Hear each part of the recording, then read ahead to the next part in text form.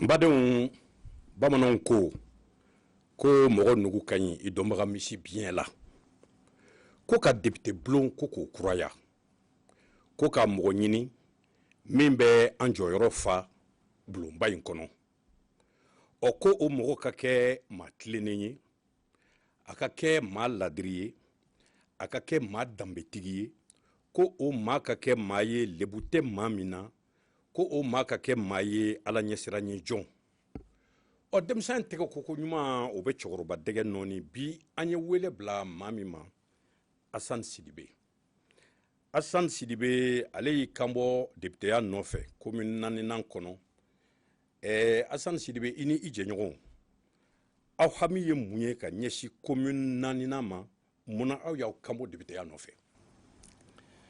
Salamu alaikum Magma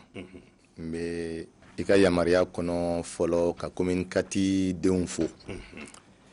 k'an faw fo yen k'an baw fo yen k'an balimaw fo yen k'an ka sympathisants fo yen maa minnu wulila ka kala ta an ye premier tour la parce que n'i y'a mɛn an bɛ sigi yan bi c'est que kala de taara an ye donc n bɛ fɔlɔ olu foli la ala k'an to ɲɔgɔn ye Mali jɔko ma nɔgɔ mais bɛɛ b'i jɔyɔrɔ fa la u ni ce u yɛrɛ ye donc I ka question fɔlɔ n bɛna n da don o la k'o wasabɔ dɔɔni ne yɛrɛ ye jɔn ye ne tɔgɔ Asani Sidibe bibi na n ye maire sabanan ye commune 4 la n ye dugukolo ko maire ye n ye baara de kɛ commune nin kɔnɔ a san 7 filɛ n nana association de ka sira fɛ fo ka kɛ maire ye o baaraw kɔnɔna la an y'a ye k'a fɔ fɛn bɛɛ man kan tɛ ka to jamana bolo fɛn bɛɛ man ka da État kun sigidala mɔgɔw yɛrɛ kan ka wulu yɛrɛ ye k'u bolo di ɲɔgɔn ma ka dɔ kɛ jamana jɔko la parce que n bɛ tilen ko de fɔ n ko ala ye fɛn bɛɛ di Mali ma nka maliyɛnw de ma a minɛ cogo dɔn ka ɲa fɛn wɛrɛ m'an bila ka kɛ ka kalata ka participer kalata la simplement n'i kɛra maire ye ala b'a to I ni commune mɔgɔw bɛ ɲɔgɔn dɔn ni kɔngɔ bɛ so maire de ka da bɛ konkon fɔlɔ ni minɔgɔ bɛ so maire de ka da bɛ konkon fɔlɔ ni bana bɛ maire de ka da bɛ konkon ni bange kɛra a bɛ dilan maire de fɛ n'o ye papiers ye ni saya kɛra maire de bɛ bɔ a kalama fɔlɔ donc anw bɛ ko bi population ka dɔgɔtɔrɔ ka da an ka expérience ma n ye min ye mairie kɔnɔ n kɛra dugukolo ko maire ye n ye kɛlɛ mun k'a kɔnɔ n sera ka fantanw ka dugukolo mun segin u ma social la fana an n'an ka association n'an ka jɛkulu fana sera ka baara minnu kɛ n bɛ n da don o la dɔɔni o ye bibi na an ka forage commune kɔnɔ a ma dogo mɔgɔ la n'i taara mairie ba kɔnɔ forage min bɛ anw de y'a kɛ an n'an ka jɛkulu n'i taara amdalayi maternité la don dɔ la an to yala yala la yen an taara ye k'a fɔ ko musow aw ka hakɛ to n'u jiginna ji yɛrɛ t'u bolo k'u nettoyer n'a ye donc dugusajɛ sabanan naaninan an ye forage kɛ yen tribunal Fasi la forage min bɛ anw de y'a kɛ Sɛbɛnnikɔrɔ mairie forage min bɛ anw de y'a kɛ Sɛbɛnnikɔrɔ misiriba corbillard min bɛ anw de y'a di salon seli tɛ tɛmɛ k'an n'an ka jɛkulu n'an teriw n'an balimaw m'an bolo fara ɲɔgɔn kan ani commune mɔgɔ ɲumanw ka misi 20 ou bien 25 faga an ka association da la Sauvons le Mali ne yɛrɛ y'o président ye sunkalo tɛ tɛmɛ k'an ma sukaro tɔn 15 dilan an y'o de fɔ n ko ala kana nafolo nɔgɔya ye nafolo mun tɛ se ka don fantanw kunko la donc an y'o baaraw de kɛ ka se bi ma o baaraw kɔnɔna la an y'a ye k'a fɔ dan b'an ka kuma la anw bolo wasaden bulon tɛ dɔwɛrɛ ye kala bɛ ta ka ɲɛsin wasaden bulon ma pour que a ka don commune tɔgɔ la ani jamana tɔgɔ la assemblée la jamana ressources bɛ tila yɔrɔ min na jamana wariw bɛ tila ka ɲɛsin urgence ma yɔrɔ min na ni ala y'i ka commune garijɛgɛ député ɲuman na a ka ca ala fɛ hɛrɛ caman bɛ jigin ka commune kɔnɔna la an y'o de ye bi ni Musa Mara y'an tɔgɔ di ɲɔgɔn ma yɛlɛma liste la ni Musa Mara ka cɛ bɔ tɔ kelen dɔ ye an y'a ye k'a fɔ jamana kɔnɔ ale ko ale bɛ jamana ko kɛlɛ la ne yɛrɛ fana ko n bɛ jamana ko kɛlɛ la n'o ye tiɲɛ o sen jɛlen o bolo jɛlen ne yɛrɛ t'a la mun n'an tɛ fara ɲɔgɔn kan parce que Mali ka bon an bɛɛ ye donc an y'o de décider ale yɛrɛ fana kɛra maire ye a kɛra ministre ye an bɛ jamana dɔn an bɛ jamana kɔnɔdenw dɔn bi ka se k'u ko ladɔn ka se ka t'u ka bana fura ɲini assemblée la k'a lase sigida ma. nin diyara n ye, nin bɛnna ma. n'i y'a mɛn k'an ka taa kunun yɔrɔ la i b'a sɔrɔ min kɛra kunun o kɛra wasako ye. aw ye wasa jumɛn sɔrɔ kalata tɛmɛnenw na kun fɔlɔ la? bon an ye wasa min sɔrɔ an bɛ foli bila tuguni minnu sera ka bɔ ka taa parce que bi ko in ma nɔgɔ dɛ Magma. banajugu min b'an da la n'o ye coronavirus ye. malgré ça état y'a maintenir ko ka kalafili maintenir. donc an fana taara kalata in na an tɛ se ka ban ka taa. an seni min kɛra wagati min na o yɔrɔw ye an y'o kɛ mais an yɛrɛ tun ɲɛna ko état bɛ taa gel ni fɛnw bila a da la. anw taara voter wagati min bɛrɛ tun tɛ yen an ye appel bila mɔgɔw ma mais finalement an sera heure dɔ la an y'a ye k'u taara tɛgɛkolan bila yen donc an bɛ profiter i ka micro la ka welewele da kɛ état ma jamana ma jamanakuntigi ma ministres ma u ka wuli k'u jɔ n'a ma ɲɛ u ye élection in maintenir u bɛ se ka min kɛ mɔgɔw lakanani la ka kisi banajugu in tɔɔrɔ ma u k'o kɛ. anw fana bɛ profiter tuguni i ka micro in na an fana jɔyɔrɔ ye min ye an b'o kɛ. an ye action dɔ lancer un électeur un masque un électeur un paquet de gel. an bɛna n'a ma ɲɛ minnu bɛ fɛ ka bɔ ka taa kalafili an ka lakana y'o min ye Musa Mara ni ne Assane Sidibe y'a décision ta an bɛna masque ba caman tila maaw ni ɲɔgɔn cɛ fu. i b'anw fɛ o i t'anw fɛ o n'i bɛ fɛ ka taa voter an bɛ masque di an seko n'an damayira la. gel fana an b'o di an bɛ lakanafɛnw di. i ye question posé ko lawasa jumɛn y'o sɔrɔ a kɔnɔna la. minnu sera ka bɔ ka taa kala fili kanw kɛra fɔlɔ ye.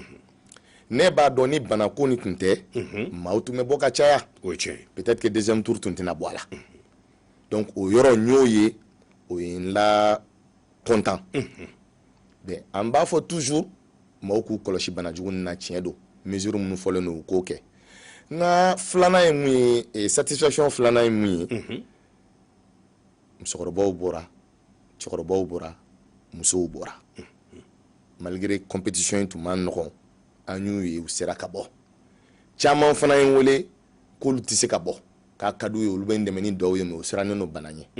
mais a caman y'an wele bi k'u nimisara n'u tun y'a dɔn k'u bɛ bɔ parce que an taara deux tours la. donc olu ye ne ka satisfaction filaw ye n bɛ se ka min da i tulo kan. baasi tɛ nin diyara n ye nin bɛnna ma. i fɛ mɔgɔ tɔw i ye Musa Mara tɔgɔ fɔ i ye aw ye baara mun ni baara mun kɛ commune kɔnɔ i y'olu dɔw fɔ nka mɔgɔ bɛ se ka kala turu jumɛn ni jumɛn kan aw ye min kɛ Musa Mara ye min yɛrɛ kɛ commune kɔnɔ ani e ye min kɛ commune kɔnɔ nin yɛlɛma ta sira fɛ. bɛɛ kɔni bɛ Musa Mara dɔn ale ye politique daminɛ ne a ka ca san 15 ye bi ne y'a daminɛ san 7 filɛ. pɔn dɔ filɛ Talikɔ ni san tun nana samiya fɛ k'i to fan dɔ fɛ i tɛ se ka segin fan dɔ fɛ. n b'a kalama. u b'a tɔgɔ u y'a pɔn tɔgɔ da ko Musa Mara pɔn o y'a ka baara dɔ ye. Sɛbɛnnikɔrɔ ni Sibiribugu mɔgɔ tun bɛ taa suw de wɔgɔbɛ ka bɔ cimetière kɔnɔna la. kaburudon kɔnɔ. a ye jija a y'o lakori a ye baara caman kɛ n'o ye réforme ye mairie kɔnɔna yɛrɛ la. a y'i jɛniyɔrɔ fa a sera ka min kɛ a y'o kɛ a ye dɔnw kɛ an y'a ye a ye mɔgɔw dɛmɛ a ye maaw ka l'école ta en charge an y'a ye masiba mana bin minnu kan a y'i jɔ n'u ye commune kɔnɔna la ne bɛ se k'o misaliya dama di. aw yɛrɛ bolo yarɔ maliyɛn ko ka kala ta olu ye k'olu ka kala ta nka kala bɛ ta mun de kosɔn bawo an fɛ yan i b'a mɛn ko karisa ye moto san mɔgɔw ye karisa jɔlen bɛ ni karisaw ka du ye karisa de bɛ nin kɛ yan fɛ karisa bɛ nin kɛ yan fɛ yali député n'i ye député ta o kama n'a nana bulon kɔnɔna sɔrɔ n'a m'a kɔfilɛ i la i bɛ jigin jɔn na i tɛ jigin i yɛrɛ la wa. i jigin i yɛrɛ la. aw yɛrɛ bolo kala kan ka ta mun kosɔn. bon nin question ɲana kojugu Magma. kalata ti dɔwɛrɛ ye o c'est à dire que jamanadenw de bɛ bɔ ka sugandeli kɛ maa minnu bɛ t'u représenter assemblée la ou bien mairie la ou bien présidentya la. kalata yɛrɛ bɛ ko alabato. parce que n'i kɛra sababu ye ka maɲuman nana jamana kɔnɔ kalata sira fɛ a baraji b'i ye. kojugu. n'i fana kɛra sababu ye ka malankolon lase sanfɛ. mun kɔlɔlɔ bɛ se bɛɛ ma i sababuya la ou bien i ka tɔn sababuya la a bɔnɛ b'i kan. o ye tiɲɛ ye. donc bɛ se k'a fɔ ko kalata ye alabato de ye. mais an y'a ye bi kalata dulonnen don poche kɔnɔna la. ala. ne partenaire colistier n'o ye Musa Mara ye a b'o de fɔ. k'an ka kɛlɛ fɔlɔ ni ala y'an kɛ député ye o ye ka nafolo mabɔ politiki kɛnɛ kɔnɔ parce que a y'o de fɔ ko ni ma lajɛ n'an m'an kɔlɔsi an danbe bɔ ala na wariko nin na n'an m'an kɔlɔsi don la an na dɔrɔgu feerela ta ka kɛ mali président ye parce que wari b'a kun donc an ka kɛlɛ bolo dɔw ɲɛsinin bɛ o sira ninnu ma ne y'o de fɔ population ye n ko kala bɛ taa maa ye k'a da ko saba de kan ko fɔlɔ ye mun ye puisque mandat ye san 5 ye san 5 laban nin kɔnɔ ni cɛ ko k'a b'i kan bɔ bi ka kɛ député ye a ye mun de kɛ ni san 5 laban nin kɔnɔ de est-ce que samiyala député tɛ wa parce que samiyala député fana bɛ yen o bɛ yen o ye min bɛ wuli a kama san 1 yan'a ka se ka i poussière wuli fan bɛɛ pour que ka k'a ye ka tila k'i kɔ don jama la mais min b'a k'a san 5 filɛ dun san o san a bɛ dɔ kɛ san o san dɔ bi fara kan ne bolo n'aw ye question posé aw yɛrɛ kungo la o ye question numéro 1 ye san 5 laban nin kɔnɔ nin cɛ in ye mun kɛ pour que an ka se ka danaya sabati a la filanan ye mun ye ni cɛ nin bɛ fɛ ka kɛ député ye bi a bɛ ka mun de kɛ bi pour que ka se ka sebaya sɔrɔ sɔni b'o la wa hakilisan b'o la wa ka taa barama di musow ma tentɔn o b'o la wa 400 b'o la wa jakarta ko b'o la wa galontigɛ b'o la wa yurugu b'o la wa na a y'o question sɔrɔ k'a fɔ ko awɔ a y'aw mabɔ o tigi la sabanan ye mun ye maa mun b'a fɛ bi ka kɛ député ye mun de b'a dusukun na ka ɲɛsin jamana ma mun de b'a hakili la ka ɲɛsin jamana ma ko n'a ye min fɔ ko n'a sigira ko hakili b'a la kalan b'a la dɔnniya b'a la ka se k'o waleya ne bɛ exemple dɔ de ta bi ni assemblée kɔnɔ mɔgɔw n'o ye députéw ye n'olu tun kɛra maɲanamaba ye a fan caman m'a fɔ a bɛɛ dɛ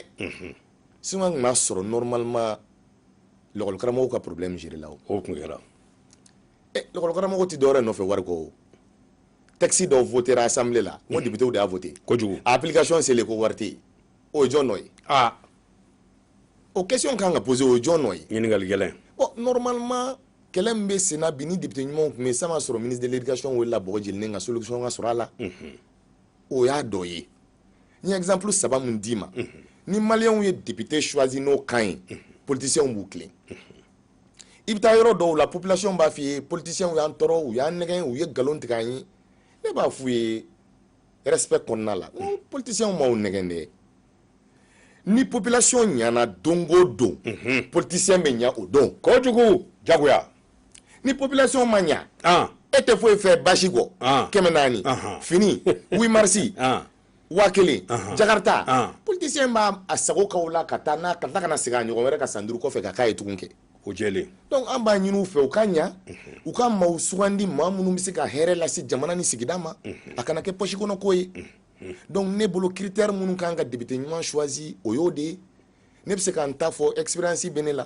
n bɛ population dɔn u ka bana furakɛ ka di n fɛ Musa Mara bɛ population dɔn u ka bana furakɛ ka di a fana fɛ kojugu donc n'i basé ni critère minnu kan a ka ca ala fɛ Mali bɛ président ɲuman sɔrɔ a bɛ maire ɲumanw sɔrɔ a bɛ député ɲumanw sɔrɔ Mali bɛ bɔ nɔgɔ la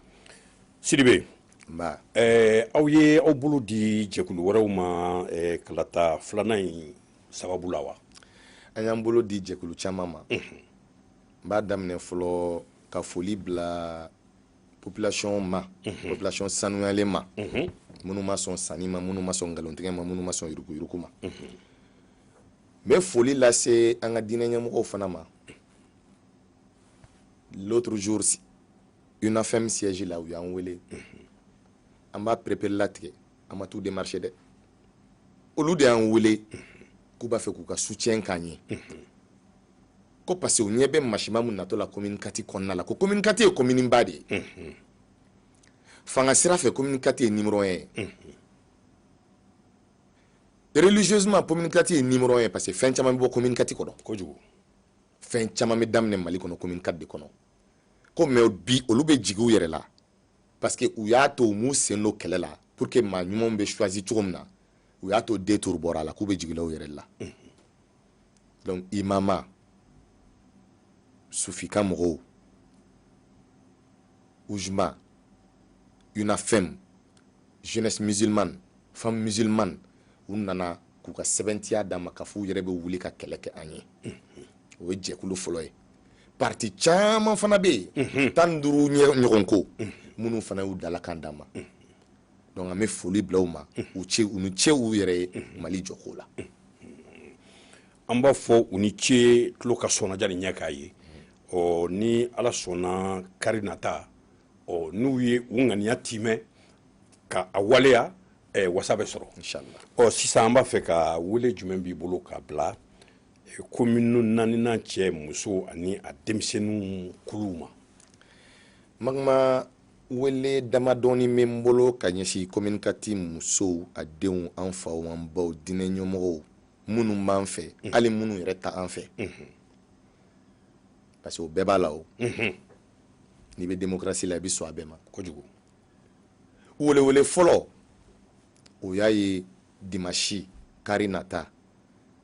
tile 19 u kana masque minɛ an na u k'u protéger u ka bɔ an ka taa kalafili n bɛ profiter k'a fɔ muso tɔnw ye an ye ko caman ye olu de sɛgɛnni minɔgɔw bɛ so muso kɔngɔ bɛ so muso kɔkɛ mangɛnɛ muso kɔkɛ fa mangɛnɛ muso mais musow de seginnen don kɔfɛ Maliko la o fana raison bɛ yen n ye n da don la n y'o fɔ parce que politiciens minnu nɛgɛ ni fini paɲɛ ni tɔnbaw 20,000 ni 50,000 bɛ di nkalon kan k'u utiliser ka tila ka taa k'u to u k'u ɲɛ yɛlɛ an y'a mɛn fana ko maaw bɛ ka yala k'u ka carte d'électeur san 1,000 1,800 1,400 maa o maa y'a kɛ t'i ka carte d'électeur minɛ maa ta tɛ i kelen de ta don ka n'i ka carte d'électeur feere n'i ka carte d'électeur feere i ka avenir feere i den ka avenir feere i ye jamana feere i danbe feere i ye danbe feere o y'o ye ka ɲɛsin musow ma kelen wɛrɛ bɛ yen o ka jugu a bɛɛ ye n b'o f'i ye Magma o y'an teri denmisɛnninw ye ne b'u deli yɛrɛ de Ala kama an bɛɛ sɛgɛnnen o teri denmisɛnninw de kama jeunes bɛɛ ko école ko o jeunes ye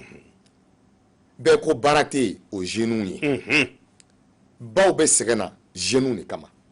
faw bɛ sɛgɛn na jeunes de kama kojugu tontonw ni kɔrɔw bɛ sɛgɛn na jeunes de kama kojugu an yɛrɛ mun y'u kɔrɔkɛw ye an bɛ sɛgɛn na olu de kama